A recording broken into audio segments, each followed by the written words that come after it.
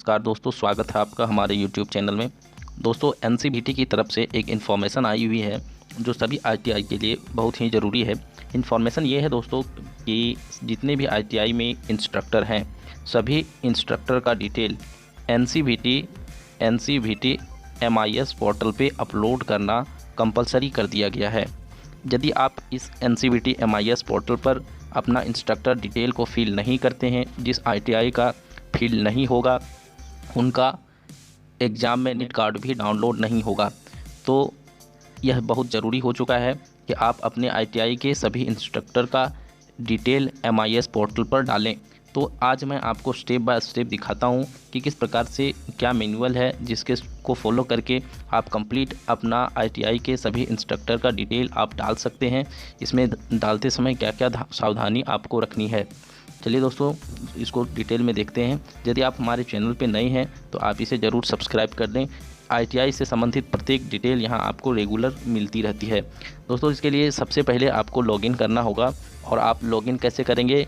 ITI creator में जाकर के इस तरह का फॉर्म जो आपका रहता है, इसमें आप MIS में हमेशा लॉगिन करते हैं। यहाँ आप अपना ID पासवर्ड और लॉगिन डाल करके लॉगिन करेंगे। लॉगिन करने के बाद जैसे आप लॉगिन करते हैं, आपको नेविगेट करते हुए आपको जाना है। आपको मेनू में जाने के बाद ITI सेलेक्ट करें। ITI सेलेक्ट करने के बाद एडमिनिस्ट्रेशन पे जाएंगे। एडमिनिस्ट्रेशन में इंस्ट्रक्टर डिटेल जाने के बाद क्रिएट का ऑप्शन आएगा। जैसे ही आप क्रिएट बटन पे क्लिक करेंगे, क्रिएट बटन में यहाँ क्लिक करने के बाद आपको पूरा इस प्रकार का रिकॉर्ड इंस्ट्रक्टर डिटेल और ये पेज आपके सामने खुल करके सामने आएगा। यहाँ पर आप देखें, यहाँ आपको पर्सनल डिटेल अपना फिल करना है। पर्सनल डिटेल में UID number, date of birth, marital status, language, blood group, mobile number. जो पॉइंट आपका रेड मार्क से क्लिक है, स्टार मार्क्स किया गया है, इसको आप बिना भरे आगे नहीं बढ़ सकते हैं। एनी हाउ इसको आपको फिल करना ही होगा।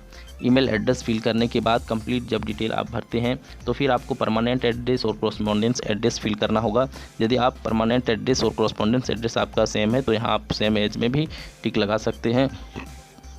जब इतना आप फिल कर लेंगे तो दूसरा जो टैब खुल करके आएगा, इसमें आपको एजुकेशन क्वालिफ़िकेशन का डिटेल आपको फिल करना है। जैसे कि आप अपना रो बढ़ा भी सकते हैं, घटा भी सकते हैं, ऐड रो या डिलीट रो करके।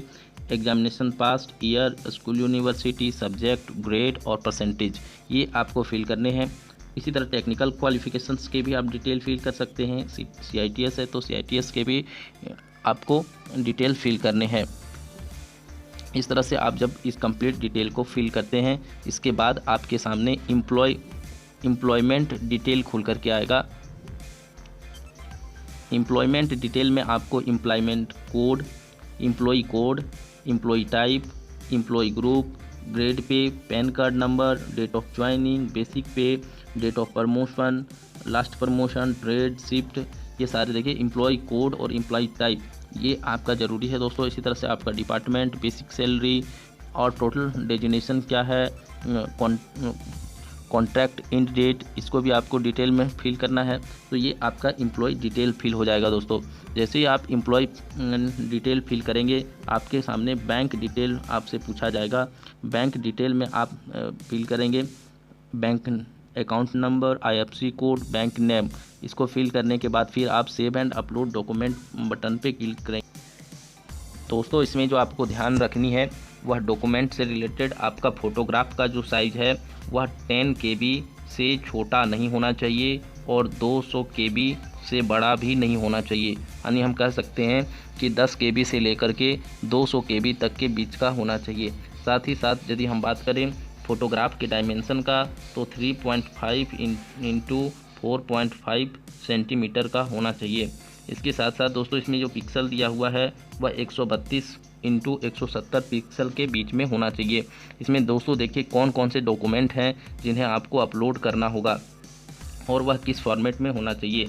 तो दोस्तों, इसमें जो डॉक्यूमेंट मांगा गया है, सबसे पहले तो आपको अपना फ़ोटोग्राफ अपलोड करना है, फिर पैन कार्ड अपलोड करना है, फिर ज्वाइनिंग लेटर अपलोड करना है। तो मुख्य रूप से फ़ोटो, पैन कार्ड और ये आपको सबमिट करना होगा। ये सारे जो है JPG फॉर्मेट में होना चाहिए। JPG फॉर्मेट में आपका होना चाहिए और मैक्सिमम साइज़ 200 KB से अधिक नहीं होना चाहिए। जितने भी स्टार मार्क्स किए गए हैं वो सारे मैंडेटरी हैं। दैट मीन्स कि बिना पैन कार्ड के आप इसको आगे नहीं बढ़ सकते हैं। साथ ही साथ दोस्तों और जो नेक्स्ट डॉक्यूमेंट है वह डॉक्यूमेंट में आपको एग्जामिनेशन एजुकेशन क्वालिफ़िकेशन से रिलेटेड डॉक्यूमेंट आपको देना होगा। और आपने यदि टेक्निकल क्वालिफ़िकेशन किया है वह आपको टेक्निकल क्वालिफ़िकेशन का देना पड़ेगा एक प्रूफ, और CITS के लिए एक सर्टिफिकेट आपको सबमिट करना होगा। तो इतना यदि आप सबमिट करते हैं, इसके बाद आप टिक करेंगे चेक बॉक्स में, यहाँ चेक बॉक्स है, इसमें टिक करने के बाद सबमिट बटन पर आपको क्लिक करना पड़ेगा।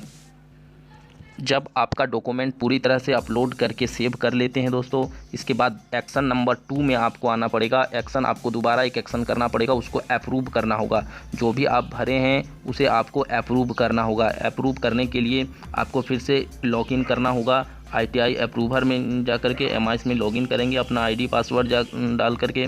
इसको डालने के बाद आप इस मीनू को फॉलो करते हुए आगे बढ़ेंगे। मीनू, इसके बाद SPIU में आपको जाना है और एडमिनिस्ट्रेशंस का आपको ऑप्शन चूज करना है।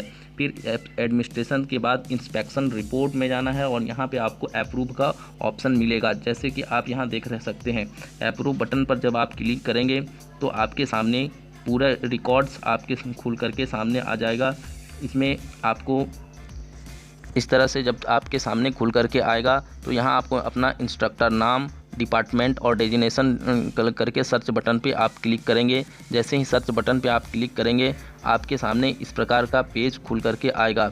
यहाँ आपको इंस्ट्रक्टर ID मिल जाती है, इंस्ट्रक्टर नेम मिल जाएगा, डेट ऑफ बर्थ मिल जाएगा, उसका डिपार्टमेंट मिल जाएगा, मेल फीमेल जेंडर मिल जाएगा।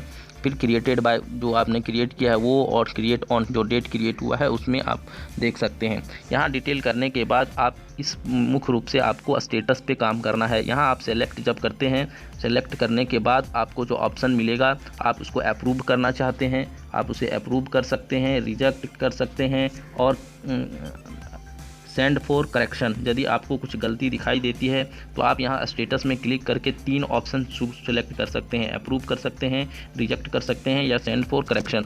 यदि आप अप्रूव कर देंगे वो अप्रूव हो जाएगा, फाइनली वो सबमिट हो जाएगा। यदि आप रिजेक्ट कर देते हैं तो वो परमानेंटली हट जाएगा। और सेंड फॉर करेक्शन यदि आप उसको भेजते हैं तो फिर आपको एडिट सेक्शन में जैसा पहले आपने किया था वहाँ जा कर के आप उसको करेक्ट कर सकते हैं। अप्रूव्ड करने के बाद वह आपको, जैसा कि आप यहाँ इस स्लाइड में देख भी सकते हैं, आपके सामने अप्रूव करने का भी ऑप्शन है, रिजेक्ट करने का है, और करेक्शन रिक्वायर्ड का भी ऑप्शन आपके सामने खुला हुआ है। आप जैसा उचित समझते हैं उस प्रकार आप कर सकते हैं। इसके बाद आप जब सबमिट बटन पर क्लिक करेंगे तो आपका डिटेल पूरी तरह से सेव हो जाएगा और आपको इस तरह से डिटेल सेव्ड सक्सेसफुली दिख जाएगा। आप समझ जाएं कि आपका डिटेल पूरी तरह से सेव हो चुका है। और यदि आपने उसको करेक्शन के लिए भेजा है तो वहाँ करेक्ट करने के बाद फिर से आप लॉगिन करके आप उसको डिटेल में सेव करेंगे। इस प्रकार से आप अपने इंस्ट्रक्टर की पूरी डिटेल इसमें फिल कर सकते हैं और यह आवश्यक है दोस्तों। आप टाइम रहते, इसकी लास्ट डेट जो है वह 17 अगस्त तक है। 17 अगस्त के पहले आप इसे कंप्लीट कर लें। पूरा वीडियो देखने के लिए दोस्तों धन्यवाद। यदि आप हमारे चैनल पे नए हैं तो सब्सक्राइब जरूर करें।